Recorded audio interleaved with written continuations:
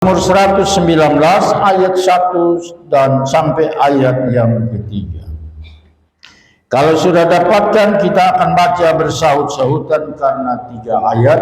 Kita mulai ayat yang pertama. Sudah dapat semua? Halo?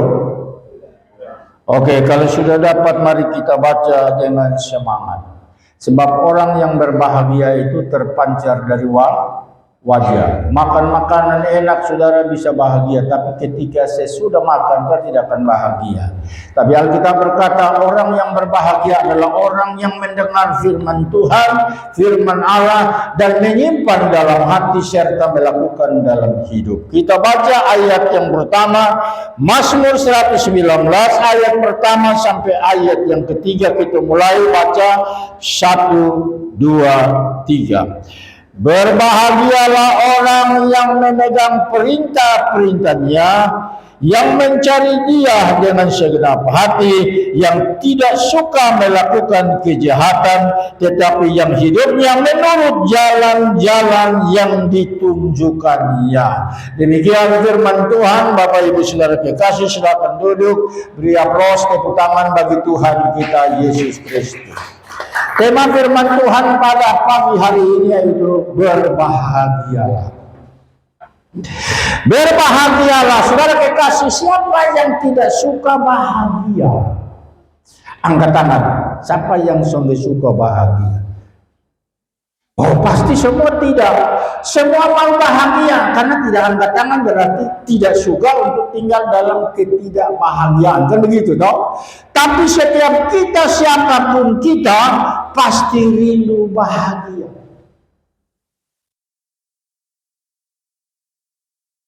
Jadi sengaja taruh tangan begini, di sebelah ini putih, besi, di sebelah kanan ini besi. Kan ini sengaja untuk supaya besi dan besi. Satu kuningan dan satu baja. Kan kira-kira dia begitu. Setiap kita, siapapun kita, pasti merindukan sebuah kebahagiaan.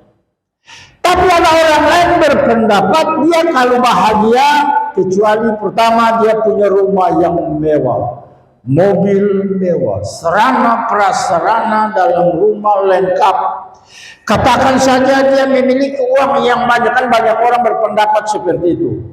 Uang simpanan di bank berjuta, bermiliaran dan triliun. Anak-anak sukses, istri cantik, suami gagah. Mereka berkata mereka bahagia.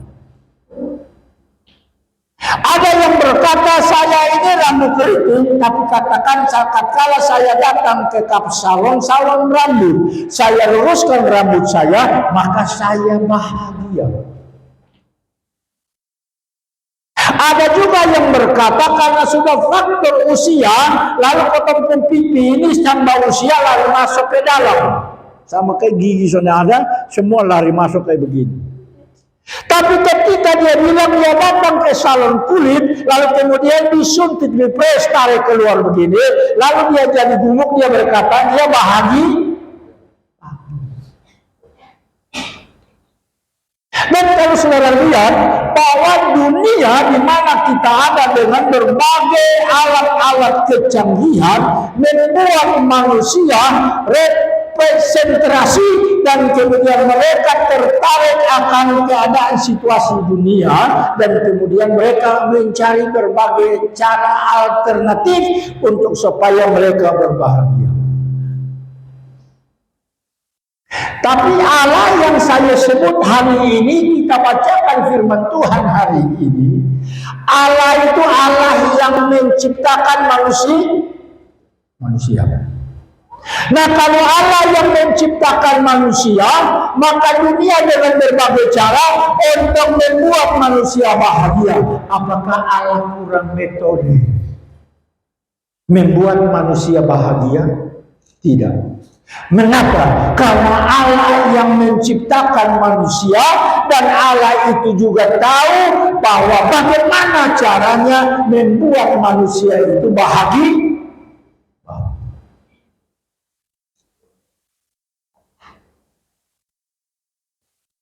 Di dalam Alkitab, konteks bahagia berdasarkan Alkitab itu bukan karena rumah mewah, bukan karena kacamata bagus, cincin di leher, cincin di tangan, cincin di kaki, atau rantai di leher, cincin di tangan, gelang di kaki, di roba hidung, lalu dia bahagia. Konteks Alkitab itu tidak seperti itu.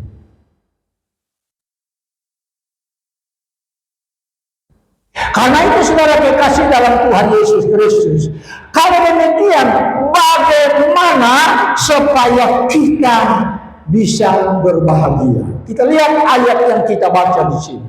Berbahagialah orang yang hidupnya tidak bercela, hidupnya menurut Taurat. Ayat yang kedua.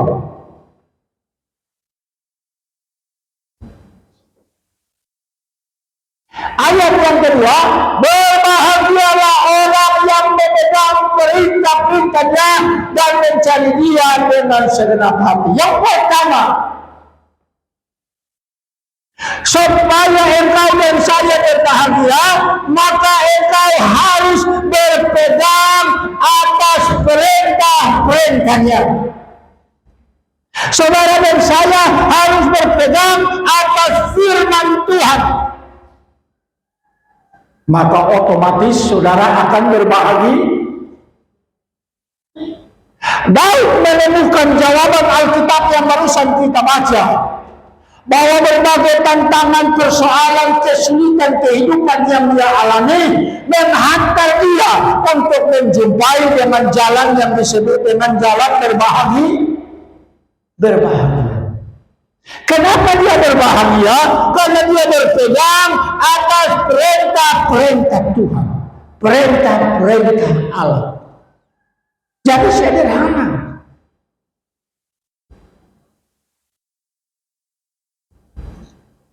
Saya percaya, saudara pegang HP pun, saudara tidak akan bahagia dengan HP itu untuk selamanya. Mungkin ada lelucuan yang saudara buka, saudara lihat di sana lucu, nonton dan baca. Tapi itu hanya membuat saudara menghilangkan rasa keinginan itu sewaktu-waktu saja. Tapi kebahagiaan yang datang dari Tuhan, saudara kekasih dalam Tuhan, bukan hanya sementara. Kebahagiaan yang datang dari Tuhan itu bukan untuk sementara, karena Allah menciptakan manusia bukan untuk program hanya ada di dunia ini saja, melakukan aktivitas-aktivitas di dunia ini saja, tapi program Allah kebahagiaan dari dunia akan membawa saudara sampai kepada kekekalan, rumah Bapa semawi atau disebut dengan sorga semawi. Jadi katakan saja dunia membuat kita supaya kita tertarik dengan berbagai kegiatan aktivitas yang membuat kita enjoy, kita senang, kita bahagia. Itu cuma sesaat. Karena apapun yang kita miliki di bawah kolong langit ini, dia cuma berhenti di pintu kubur. Dia sudah sampai kemana-mana. Dia cuma sampai hanya di pintu kubur. Karena itu hal yang pertama yang kita lihat di sini adalah saudara kekasih memegang perintah-perintahnya. Memegang perintah-perintahnya. Saudara kekasih dalam Tuhan Yesus Kristus.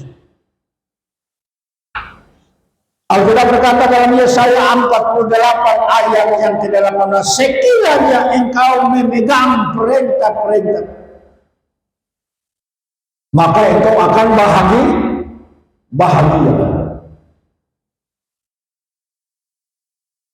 Lambat sekali di ibarat.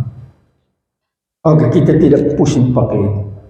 Yesaya 48 ayat yang ke-18 mengungkapkan bahwa sekiranya kita berpegang atas perintah-perintahnya, maka kita akan memiliki damai sejahtera,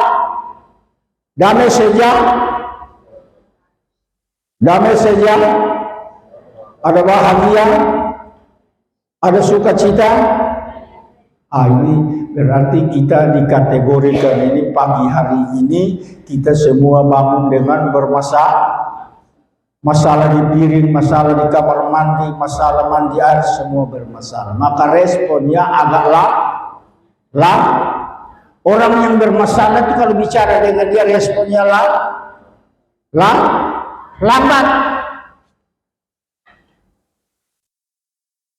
Kalau kita pegang firman Tuhan ada dalam hidup kita, kita akan berbahagia.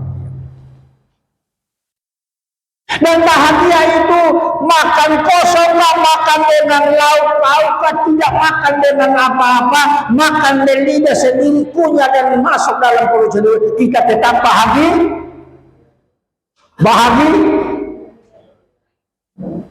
Makanya orang yang berubah lagu kidung jemaat itu tidak salah. Dia berkata, ku berbahagia, yakin teguh, Yesus abadi kepunyaanku. Saya pelajari orang di Asia bukan di Kupang.